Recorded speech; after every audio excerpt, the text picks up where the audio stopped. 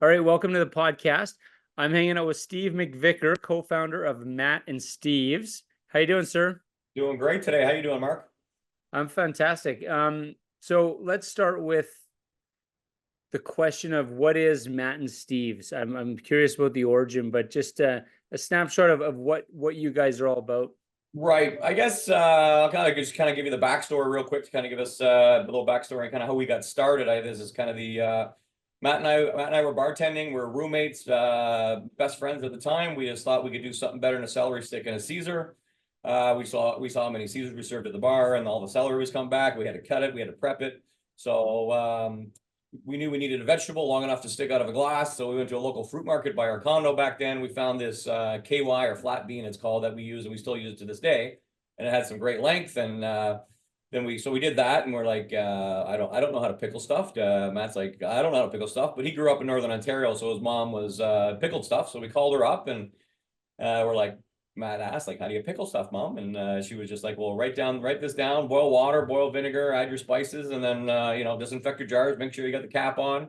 We're like little mad scientists in our little condo kitchen. We used our dishwasher as our bottle washer back then. And we went to school and learn how to pickle and pack some jars. We were not very good at it. It is a science, so jars would be exploding and not great. So then finally, after a couple months, we tested some. They're like, these are pretty good. We snuck them into work, started putting in some Caesars. People liked them and figured we'd have scrape some money together after that and started doing some food service shows, because we kind of knew the food service business, right? Trying to convince bars and restaurants, take out the celery stick, put an extreme bean in every Caesar. So that was kind of the origins of how we got started. That's awesome. What year would that have been? Early 2000s. Early 2000s. Yeah, Okay, so cool. We've been at it a while now. I don't want to age myself too much. Yeah. So you guys were bartending together. So what is, like, as you guys start a business, I'm always curious, like, so you identify this, I guess, opportunity in the market.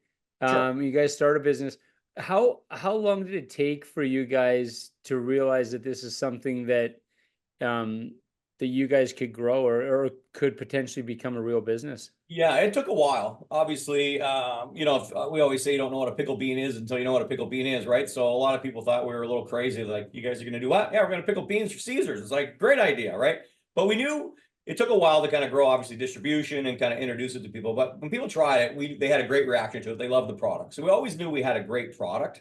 So that's what we kind of built on, right? And then it took a long time. We both stayed bartending. I bartended 4 nights a week, and then kind of ran the business during the day, and then some odd jobs here and there with family and friends that kind of, get some income, because we didn't take any money probably for the first 3-4 years, right? So we were working other jobs. And then we just slowly started picking up food service accounts, right? So, and then, one led to another. We started doing some more trade shows across the country. And then it just kind of blossomed from there, right? And then once people started trying them in bars and restaurants, they're like, oh my God, this is a great product. Where can I buy it? There was we couldn't get any retailers on board for quite some time. But when we finally did go to retail, there was such a pent up demand and people knew the product that it sold extremely, extremely well right off the hopper. That was going to be my question, because you're going to food service accounts. Yeah. That was my question, is what was it initially something that was who you thought your market was, or was it always kind of wanting to get to that end consumer? I think, obviously we always wanted to get to the end consumer, but that's we knew the business, we knew the food service business, and that's kind of how we got started, right? And that kind of got our, for us, it was like paid sampling too, right? Once a bar or restaurant picks you up, it paid sampling, and then another, this bar is going to serve how many Caesars, that's going to be how many samples go. And then we always wanted to get to retail, but we really didn't know the business. So it took us a while to kind of learn that and wrap our head around retail and everything that encompasses when you start dealing with, the Loblaws and Sobeys and Walmarts of the world.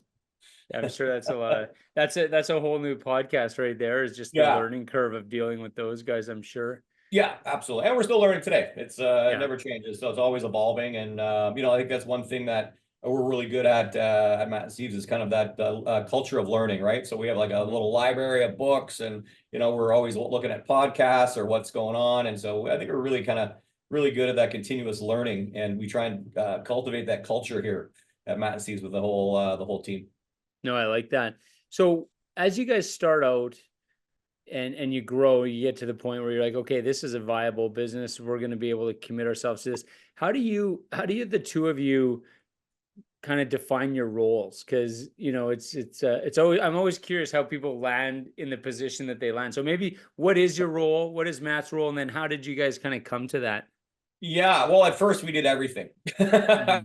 right? Yeah. You just do everything. You know, you're packing jars, you're sweeping the floors, you're loading pallets on trucks, you're chasing after money, you're doing payables, receivables, sales. So you know, at first we started doing everything. So, and obviously, I think just our natural skills. I was always kind of in the sales, marketing side of the business, where Matt was definitely kind of finance and direction and strategy and the whole bit. So you know, Matt's role now, he's the CEO of the company. So he does, you know, finance, HR, you know, long-term strategy, short-term strategy, keeps everybody accountable. And I call myself chief brand officer, because I think that's the most important thing that we have is our brand, right? And that emotional connection. So I do everything kind of, everything passes my desk that's outward facing. So from labels to POS to, you know, social media to big events, anything that's consumer facing is pretty much kind of comes through me. I love that. I love that term. And my primary business that I spend my life with is Alberta beer festivals. And I Yeah, always, when I'm talking with breweries, I always talk about that kind of that emotional connection with consumers, because so many times, you know, you look at a grocery store and the amount of options that people have out there is crazy, right? yeah. Same as, you know, nowadays with craft beer, it's a very similar thing. You go to a liquor store and there's, you know, there's 100 different beers staring at you on the wall, and Yeah, typically what people choose is based on an emotional connection to the product. Would you agree with sure. that? Yeah, absolutely. Right. Or, you know, what makes you switch brands or switch products? Usually you've tried it yourself. It's been recommended by a friend or a family, right? So a Hmm. member. So that's really kind of what my key role is. And I take great ownership of that is like, I am trying to just, I call it EC, so emotional connection. So that's my job every day is to create that emotional connection through social media, through products, through events, get that Matt and Steve's 360 experience. But it's, you know, it's so important that, you know, I think the story of how we got started is always emotional. Everybody wants to know how we got started, obviously. Yeah. And then just, we keep showing up, right? We're just, you know, I'm at every show that we do. I'm on the floor. I'm doing, you know, I'm meeting people because I get instant feedback too of how the brand's doing, what they think. Not necessarily know who I am. So I get that unfiltered feedback and I can bring back to the team with, you know, there's certain trends or stuff that's going on in the market, or there's certain feedback on the product that we need to make changes, or it's, you know, it's starting to kind of, you know, I always say like you're rolling a snowball, right? It takes a while to kind of small and you kind of then you start rolling it down, then it starts rolling down the hill and it creates its own momentum, right? So I think Yeah. that's, you know, that's kind of what that does, right? And you know, once, you know, if somebody meets us or hears the story, it's definitely a personal connection, right? And if the product's got to be good first and foremost, and then everything else is kind of can follow that up, right? So then how do you guys, because you guys have grown, you started with the Yeah, pickled bean, but as you've as you've kind of went on with your business, you've grown, you've sure. added different products. Is that a result of getting in front of customers and just hearing, you know, what they want, or how do you guys decide what your next product is going to be? Yeah, it's, well, I think market demand. I think, you know, when we created the extreme bean is like we kind of created that category, right? There wasn't really a pickle bean or, you know, so we had to really develop that and build that. And so the sampling was so important. So, you know, we're out there and people say, oh, why don't you do asparagus? So we started doing, you know, we had some distributors ask us to do a pickled asparagus. So we were reluctant at first, but then we kind of introduced that. But when we first launched the extreme bean, hot and spicy was kind of our first product. And once we got to retail, because of that pent up demand, we actually had some of the retailers call us and say, guys, this product's selling great. What else do you have? Right. So then we're like, Mhm. we do a garlic and dill extreme bean now, right? So that was that was a market force that kind of happened. So we had the two flavors. The asparagus came next, two flavors, hot and spicy, garlic and dill. We like to keep things streamlined, definitely for production. That took a while. When we were kind of early on with the extreme bean, we used the Caesar obviously as our delivery vehicle for the extreme bean. So we were just using celery salt. Then we're like, well, we can come up with something better than celery salt. So now we have the Matt and Steve Caesar rim, which is one of our best-selling products still at retail and food service. It's kind of one of those sneaky products you don't always see, but it's definitely growing and growing fast for us. And then came along some market demand. Some of our sales guys were out there talking to some of the retailers, and there was an avenue to do pickle spears. So we started doing extreme pickle spears in 2 flavors, hot and spicy, garlic and dill. And then obviously once we got into the pickle category, it's like, well, what's the #1 selling SKU? And it's baby Dills. So we launched baby Dills. So we have really the 4 pickle products, the Caesar rim, and then we launched our ready to drink Caesars just back in 2020. And now we just launched our new Caesar mix kind of last year. So we've got the full suite of products. Nice.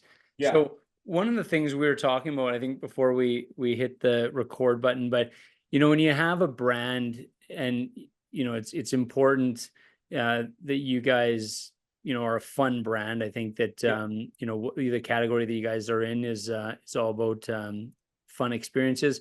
But I was saying, looking at some of the YouTube videos that you guys have on, what I really thought was important, and one of my takeaways was, you're a fun brand, but you take your business seriously in terms of your relationship with, I'll give you an example, like relationship with farmers and where you get the product. So I'm just curious, how did that evolve? Like where, all of a sudden, that became something that you knew you had to, was a big part of your story. Yeah, I think, well, that just came out of necessity, right? Because we found this KY flat bean and we thought it was great. And then we discovered, well, it's not readily available. Right. So it's like, we're going to need to kind of get supply somewhere. So we pack all year round, right? So we try and do a lot if we can in Ontario, but it's 12 weeks long, right? So now we have farmers, obviously local Ontario farmers, but we kind of go up and down the East Coast, Florida, Georgia, Tennessee, and then back into Ontario. So we just kind of run up and down the coast. But it was important just because as we started growing, we couldn't get enough supply. So then we had to approach the farmers. They plant fields for us now. So we give them, they plant, it's our seed. And we commit to so many bushels, so many fields, so many acres. And then we just kind of turn it that way. But that was kind of out of necessity. We couldn't get it. But it was also good because it's a tough product to do, the extreme bean. They're still hand packed and hand sorted today, right? So it's set up for it. It's extremely difficult to run volume.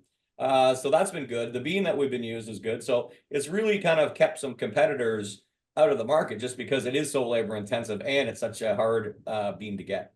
Right. So then when you expand your product line, is that a part of your mandate, I guess, is to have that close relationship? What I was thinking about is when you have the ready to drink product, when you're sourcing, let's say like vodka, do you have the same mentality when you're sourcing that as you did with the beans and the relationship with your producers? Yeah, we still have a great relationship with all our suppliers on that front too. We want to know where the ingredients have come from, they're made, make sure that the quality. So yeah, that was a little easier because it's readily available, right? Some of the stuff that we use in our Caesar mix and our ready to drink. But yeah, I think that's such an important part of the business. Without supply, there is nothing. And we've been caught a couple times just by weather. I remember back in 2010, we didn't keep a lot of inventory. We were still a growing company. We maybe had 30 days worth of inventory. Well, there was a freeze down in Florida, in January, and it killed the crops, right? So we had to wait till the freeze goes away. They have to replant the plants. It takes about 54 days or 55 days from seed to pick, right? So we were out of product for 60 days. We had nothing to sell, right? Wow. So, and then people calling us saying, guys, I'm like, there is no beans. There is no beans. Like, I don't know what to tell you. Like, they're dead. And, I think a lot of people don't realize how tight the food supply is, right? So in Florida, most of the fresh produce for the entire East Coast comes out of Florida in the wintertime, right? Wow. So you've probably seen sometimes like the tomatoes will get hit. You'll go to like the burger joint and they're like, we got no tomatoes, right? Same kind of thing. It's a weather thing, and it's so tight, the food supply, you don't realize it until something happens, right? So that was kind of the big thing, is like, guys, how do you not have any beans? We're like, we don't have any beans, guys. I don't know what it grows. It's a living thing. It grows or it doesn't grow. And, weather definitely affects the quality, obviously. And, from too much rain, not enough rain, to, cold weather events. So we learned our lesson. And we kind of keep about a 90-day inventory now, which kind of gets us, if something did happen, we could get through like another seed to pick, and we still kind of keeps us going, right? So yeah, we definitely learned that lesson the very, very hard way.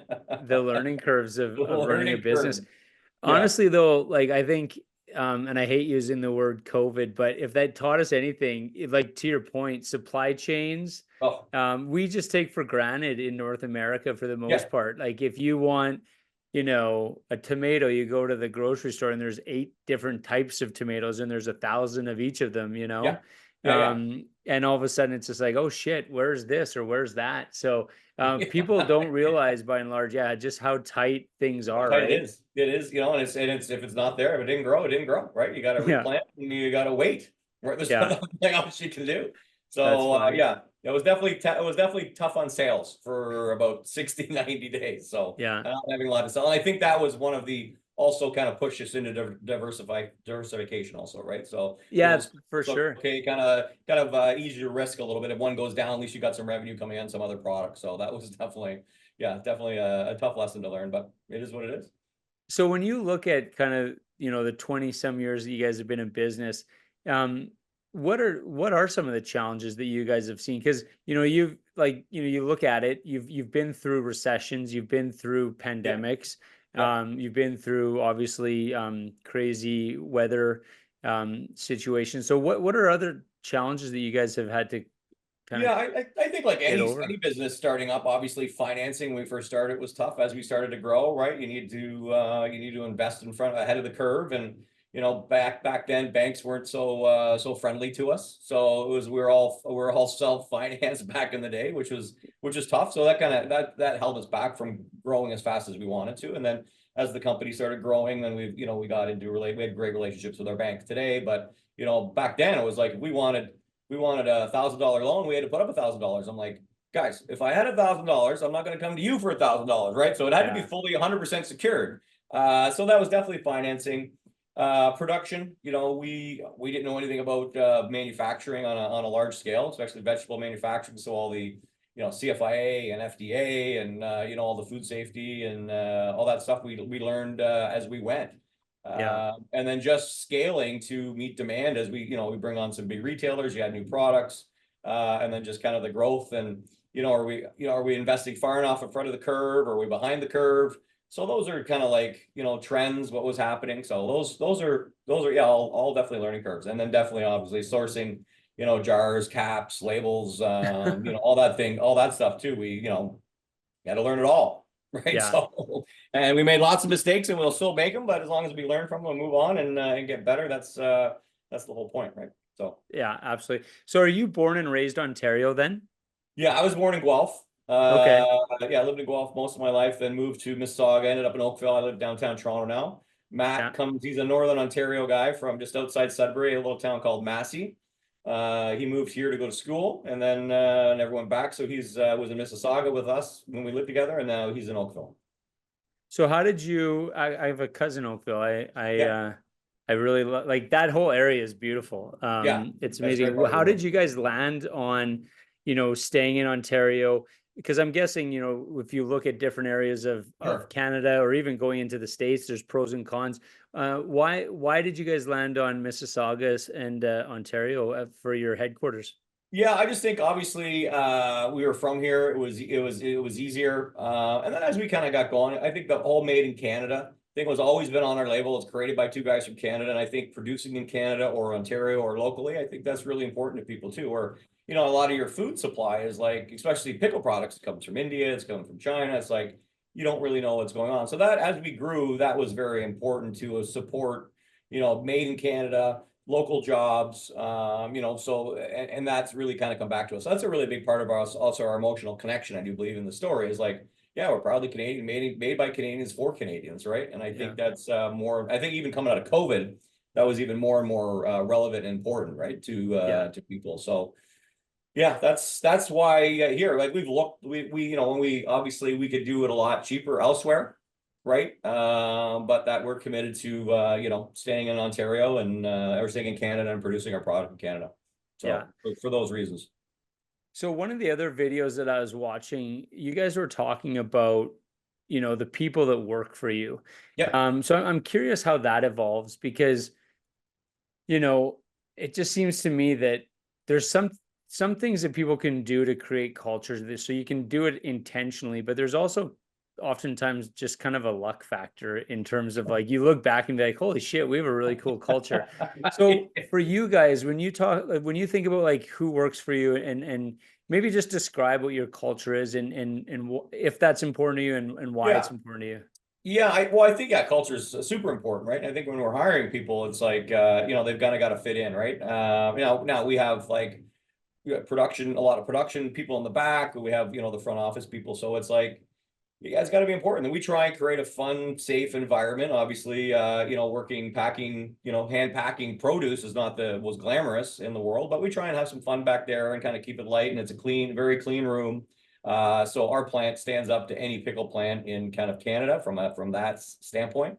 And then when it comes to kind of our salespeople and our team in front of office, it's like we want to go for a beer. We want to sit down and grab a Caesar with this person, right? So, and it kind of fits the culture. And we're very fast paced. We make decisions quick. We move quickly. So they've got to have that kind of assets, and we're always changing. Like the thing about us, it's like our business will be different in 6 months than it is now, and so you got to be comfortable being uncomfortable. And I think that's kind of always been I think as an entrepreneur, you live your life, slightly paranoid every day, and you've got to be comfortable with being uncomfortable. And change happens fast, and you got to make moves fast. And I think that's been one of our biggest advantages too of manufacturing our own product. We can pivot really quick, right? We okay, we need a different pack size, or we need to change the label, or we need to this or that. We can do that very quickly because we control that from the supply chain to kind of packing of the product. And actually, that's an interesting thing, because I was curious about that with having manufacturing or packaging the product and stuff in Canada. Does that give you a level of control that you might not have if you were to go overseas, like where you can do things a little bit faster in real time? Yeah, and yeah, obviously, we can make smaller batches, we can do smaller runs, we can kind of do neat packs for people. So it gives us the flexibility also to do stuff like that. And I think from a food safety standpoint, if it's already, if you don't know where it's made, or you don't kind of trust it, like we know every day where it's made, and people can feel safe that it's food safety, food quality comes first around here. And that's a big thing for us. And we can kind of control that. And we can walk back when we get a bean delivery, or a vegetable delivery, go in, we check them, our food safety people check it out. We're always sampling the produce, right? So it's like every step that we control. So it makes us sleep better at night also. Once somebody else is doing it, like, are they doing it properly? Is it, the same recipe? Is it, they don't have the care that we would have, but and just consistency of product. Consistency of product, is really good. And especially in the food game, it's got to taste good. Anybody can sell a jar once. Can you repeatedly sell it over and over and over and over again? And that comes down to quality and the taste of the product. And then it comes, and then branding and marketing kind of comes after, right? So curious, how many people are working for you guys now? We've got about we kind of max out. We do have some temp workers, obviously, because produce is a little heavier. So we're probably around in the building every day about 70 to 75 people. Wow. Yeah, wow. It's crazy. A long way from our 600 square foot condo and our little kitchen packing beans, but no kidding. Yeah, it's pretty cool. So when you think about that, like, was being an entrepreneur something that was on your radar when you were younger? Were you always looking for that opportunity? Yeah, I wasn't a great student, so I always knew that was not my path for me personally. And my family's always been entrepreneurs, right? My dad, my uncle, and I remember 8, 9 years old sitting at the table talking business or talking finance or talking, all that kind of stuff. So it was always kind of in my blood, kind of definitely the sales and the marketing. And I probably don't take direction well from other people, so that's probably a good thing that I work for myself, right? So it's not for everybody. It's hard. It's incredibly hard work. And you've got to be, everybody, a lot of people say, well, I have a great idea. Well, yeah, everybody's got a great idea. It's like, are you willing to put in the time, the effort, the money, the resources, day after day after day after day, to make it successful? And I think a lot of people don't realize the perseverance that you need to kind of get to where you need to go. So yeah, absolutely. And the willingness to make mistakes, like you said, you made mistakes along the way and learning curve. What's your kind of relationship? You said you have a culture of learning. What's your relationship to, I don't know what you want to call it, failure, but like, do you have an environment where, people are free to be creative? And I guess if you are creative, obviously failing at certain things is inevitable, but how do you kind of work with your team on that? Yeah, it's tough. I think, from Matt and I's standpoint, we're at the point now where it's like, if you're passionate about it, you feel it's good for the business, it's going to move forward, let's give it a try, right? If it fails, it fails, right? So, but you kind of temper your risk involved in it, start slow and kind of go from there. So yeah, it's like our salespeople have an idea, let's give it a shot. If you think it's going to better the business, it's coming from a good place, let's give it a try. If it doesn't work, it doesn't work, but it could work, right? Or something better might come out of that different path, right? Again, change, we're very much change and being uncomfortable, being comfortable, or Yeah. yeah, being comfortable, being uncomfortable. That's what I'm trying to say.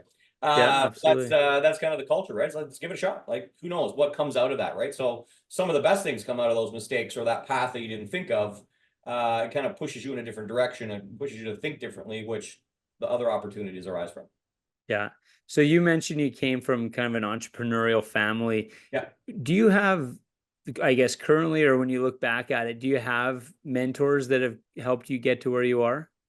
Yeah, I think just over the time, we've always had some along the way, like, as every stage as our business grows, is like Matt and I both, we've never run a business this large. So how do we do? So Matt's been great too, and, kind of taking over the CEO role. He has done a lot of the entrepreneur, groups and CEO groups and kind of learns from that.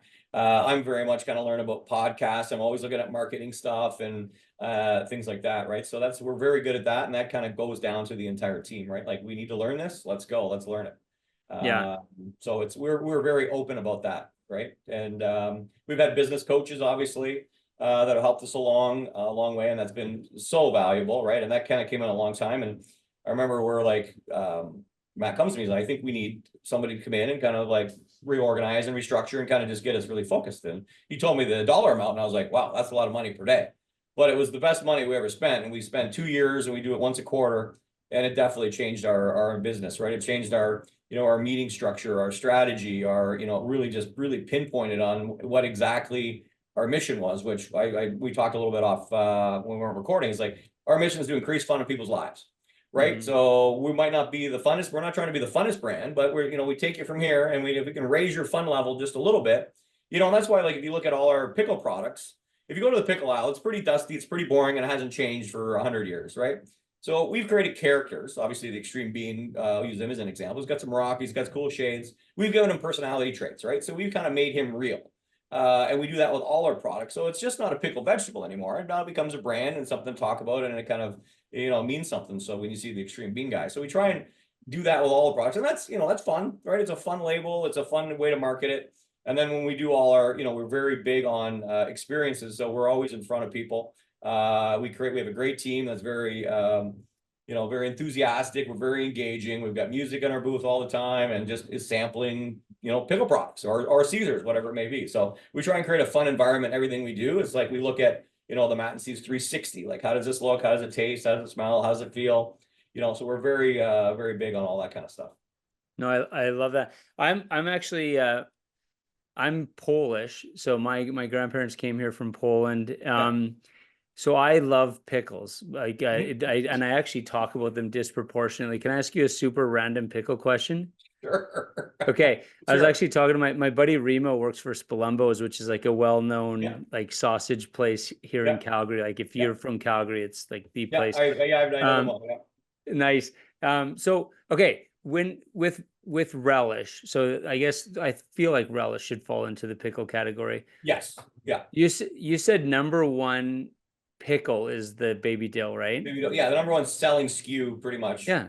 So why is relish sweet? Why is relish not dill pickle relish? Like, why would I just randomly want to put sweet relish on my hamburger instead of dill pickle relish? Yeah, I'm with you. I'm not really sure. I haven't really kind of thought about that, but it looks like you've taken some time. Yeah, obviously relish has always been kind of falling under, pickle companies have always made relish, right? So I'm not sure where the recipe came from. It must have been like a old home, grandmother's recipe at some point, and like, let's add SKU, right? So all the pickles that no one was eating, they're like, shit, we got to do something with this stuff. Let's grind them up and make them sweet. Yeah, that was going to be my entry into the pickle world, was doing that. So like you said, you're always changing, you're always growing. When you look ahead at what you guys, kind of the next step for you guys, are there new products on the horizon or new ideas coming? Yeah, well, I think we still have some of the products that we have launched. We just launched our new Caesar mix, right? Yeah. So obviously we've got a lot of runway with that. We feel like we've got a really good liquid. Kind of the secret sauce for us is we put our Extreme Bean brine in the liquid, so it's not quite as thick as other Caesars. So just really fresh, smooth, and easy drinking. We don't use any artificial colors. So once people try it, they're usually they really enjoy it, and we're hopefully we're changing them over to our brand. So that's kind of what we're at right now, is kind of changing behavior, which is a really hard, turning that ship around takes a long time, and sample. So that's why some of our bigger sponsorships have come up. We're the official Caesar Golf Canada. We do some work with curling. We do a lot of stuff with some of the OHL arenas, so the junior hockey arenas here. So we're trying to a lot of different avenues to kind of get that sampling going. We launched that. Are ready to drink. We're still kind of in growth mode. We're in all the liquor boards except for the SAQ, which is Quebec at this point. So getting shelf space, kind of, building the brand, again, changing behavior there. And then with our pickle products, shelf space, and like the pickle spears and the baby dills, they're 3, 4, 5 years old. So we've still got a lot of runway on that. And a lot of people are, trying them because it's a Matt and Steve's product. They're familiar with Extreme Bean, and we're switching behavior. So that's kind of, we're going to be really focused on that. And then some new markets. We've done some really cool stuff with Costco. They've put us in the UK, Sweden, with our pickle spears. We're talking to a few different countries through Costco, which is simply amazing. I would never thought I would do a 3-language label, but we did a 3-language label, right, for Costco for going into those different markets, which is crazy. So I think it's just, I just cementing the brand, building the brand, and then just really kind of driving all our new products, and just kind of, our goal is to own the inside of the fridge, right? Where you keep the pickles, right? As soon as you open that door, we want Matt and Steve's products throughout. So that's kind of the mission, and we've got a long way to go still. So as you're talking there, like with your idea, like, basically getting out there and sampling and getting in front of consumers. I remember years ago, we do a small beer festival, a small festival in Jasper. Yeah. And years ago, Matt Phillips from Phillips Brewing out of Victoria was there. Mm-hmm. And so he was helping his team sample beers. And one of the things he said afterwards was he was really surprised at how many people had not heard of his brand before. Yeah. And he said, I just assumed everyone would know what Phillips is. And so I think that was a really interesting conversation, because to me, I just, like, from that, what I learned was, I guess, always assume the opposite, right? Yeah. Which is, just if you go into everywhere, just assuming that, no one here has ever heard about it, I get to tell the story for the first time. Is that kind of your mentality when you're sampling? Yeah, absolutely. And to my surprise, we still have people like, oh, I've never tried your Extreme Bean before. And, it's 20 plus years old. So we still get that, right? And then obviously all the suite of products, a lot of people, oh, I knew you did Extreme Beans. Oh, I didn't know you guys did pickle spears. Or, oh, I didn't know you did baby dills, or whatever it may be. They get to discover the whole brand kind of over again, right? So, and that's that trust in the brand equity that we built with the Extreme Bean is, if it's a Matt and Steve's pickle product, now people are trying it because obviously they like the Extreme Bean. So it still shocks me today that I've never heard of the Extreme Bean. So there's always more work to do. There's always more people. There's and I think a lot of brands, they don't want to put in the work. Like, it's not easy slugging out at a show, for 3 days for 12, 14, 16 hours, right? It's hard work. And that's one thing I always say. I'm not the smartest guy in the world, but you're not going to outwork me, right? Yeah. So and that's, again, perseverance, and you just showing up, and I think people appreciate that. No, absolutely. So what do you do outside of work? It sounds like, especially right now, being kind of busy season, you mentioned you were traveling, you're just in Calgary. Yeah. When you're not working, what keeps you busy? I'm a big golfer, so I Yeah. try to get as much golfing as possible. I'm very much into hitting the gym. I find it makes me a better human. I'm just mentally better.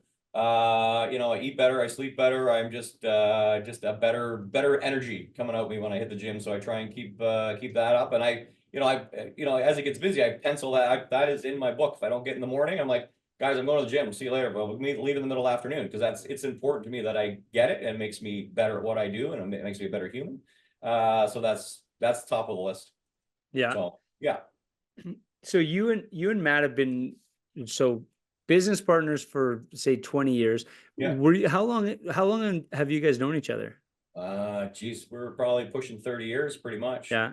Close, and our relationship is stronger today than it's ever been, right? Just I think just the respect we have for each other and each other's abilities, and the bond that we have. Like, we think totally differently, but we always Mhm. end up in the same spot, which is pretty cool.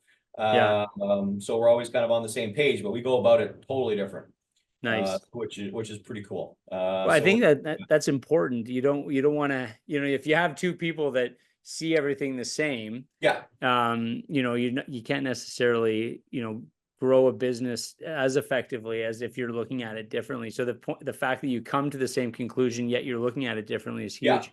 yeah. He always usually comes from a finance, a costing, and I come from a marketing. It's like, oh, let's do this, let's do that, right? So, and then we kind of always kind of come back together, right? So, which is great because it definitely pushes the business forward Nice. very quickly.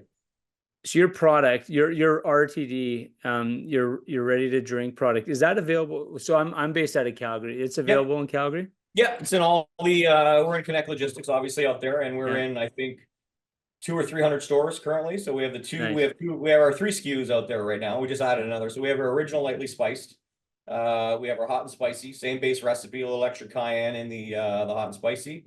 We introduced a Caesar sipper this year, which is those little pop cans. So it's a 214 ml, little tiny. We call it our, it's our 2-bite brownie, right? It's a 3-sip Yeah. Caesar, right? You shake when you need to Nice. get back on track real fast. Yeah. 6%, so it's loaded a little bit. And then we just launched a 4-pack or 6-pack Nice. of our original lightly spiced. So when you look back, because I mean you've accomplished a lot. I would say obviously a Canadian success story when it comes to creating a business. What are you most proud of that, when you look at everything that you guys have accomplished? Oh, that's a very good question. I think there's just so many, right? I think there's so many. I think, obviously it all started with the Extreme Bean. It's still our #1 product. I think it's a little bit of an iconic Canadian story, the Extreme Bean, right? Obviously, in the #1 garnish for Caesars, which is the Canadian cocktail. Yeah. So that, and just our commitment to quality, our commitment to just changing with the times and just trying to stay ahead of it. But Yeah. it's pretty cool when you go to the grocery store. Now we've got we've got we got 8 SKUs. Time we got all the flavors, and we've got a pretty extensive space on that shelf, right? So it's like that's pretty cool. Yeah. So yeah, I think anytime somebody still says, yeah, you guys got great products. I love your Caesar, or I love your Extreme Bean, or I love this. It's like it still makes me proud to this day, right? Just to hear that, and just bringing more people onto the Matt and Steve's experience, and kind of welcoming into the fold. It's really great to have new people all the time. I love that. So I'm sure you come in contact with other entrepreneurs all the time. There's a Yep. ton of young people kind of starting out. What, I guess, is there a piece of advice that you have been given, or a piece of advice that you do give, that you might want to share with someone? Yeah. This is just really, really from experience, right? And just be committed. It's not going to happen overnight. Right. Very rarely does it. Like if you're creating a brand, it takes years and years and years. That's why some of the biggest brands are still, 100 years old. But yeah, it's you better be committed. Perseverance is the key. It's going to take a lot longer and cost a lot more than you initiated. Right. Yes. So that's kind of like, set your budgets. And I think some people are too stuck on business plans, right? Like our business plan changes constantly. Like from when we first started to where we are today is totally different. Right. So I think don't be afraid to try new things, and don't be afraid to change, and be quick. No. So, but that's it's going to take a lot longer and cost a lot more. Pretty much. Yeah, exactly. Yeah, double what you think it's going to cost, and Yeah. cut in half what you think you're going to make In for the first money little bit. and time, right? So Yeah. both extremely important commodities. No, and I love that. One of the things that struck me as I was, researching what you guys are all about is just that foundation of authenticity. And Right. I think that's, when you're creating a brand, it's there's a difference between how something is marketed and a brand. To me, you can fake something and it could last for a little while, but Sure. to kind of create the success that you guys have created, I really believe there has to be a foundation of authenticity and passion. Yeah, and we're very passionate about what we do, and I thought everything comes back to kind of that. Is this us, right? Before we launch something, or how it looks or how it feels, is that us? And we come back to that all the time, and that kind of keeps us grounded. We have four pillars: is tasty, topical, social, and fun. So tasty's obviously comes down to quality. Topical's got all our products got a little bit of a talk value. People like, again, the water cooler when that existed, when people actually went to the office every day, right? And everything's got to be sociable, right? Everything is kind of like, you usually don't drink Caesars by yourself. If you do, that's fine. No, not judging. No But usually judging. it's a social drink, and then everything, even like our pickle products, it's appetizers, it's like charcuterie, it's all our recipes are like that. So we want it kind of in a social setting. So we go back to the authenticity, and then tasty, topical, social, and fun. And those are our pillars that we run everything through. That's awesome. Yeah. I feel like, yeah, no, this has been great. I've learned a lot here. Is there any kind of last words, anything that you would want to, a message, maybe a question I didn't ask, or something that you want people to know about, maybe, you as a human, or your brand, and what you guys are all about? Yeah, I think just on every jar, every label, we got thank you for your support, right? We couldn't do this without the support of so many people, from friends, family, employees, suppliers, and then the general public that actually supports and buys our product. So we're always very grateful for that. I'm grateful that I get to go to work with my best friend every day, right? Yeah. So that's pretty cool too. And then everything starts with that relationship and that culture that we set. So just very grateful that I get to do it. And sometimes when I'm working our big events, we're in Golf Canada. I love golf, like we talked about. We have a big Caesar deck at the RBC Canadian Open or the CPKC. I'm in the middle of a golf course, and we're serving Caesars, and we're having a great time. And I look around, I'm like, this is awesome. Like, where else would I? People are like, why are you here, Steve? I'm like, because where else would I want to be? In my office? No, absolutely. I want to be out here promoting the brand and talking to people and having a good time. So I'm incredibly grateful for what I get to do every day. That's awesome. Well, thanks for taking the time to share your story. That's my biggest thing, outside of what I do on a daily basis. Any chance I get to connect with entrepreneurs like you, and kind of get to see behind the scenes, I'm grateful for that. So appreciate you taking the time. No, thanks for having us on. Great chat. And if you have any follow-up or need anything else from me, let me know. Please reach out. Absolutely. I will be, I'll bug you next time I'm in Oakville taking, absolutely. Yeah. And we'll give you a tour of the beanery. We still call it the beanery. So you got to come take a tour. Love it. All right. Thank you so much. All right. Thank you. Okay. Take care. Bye-bye.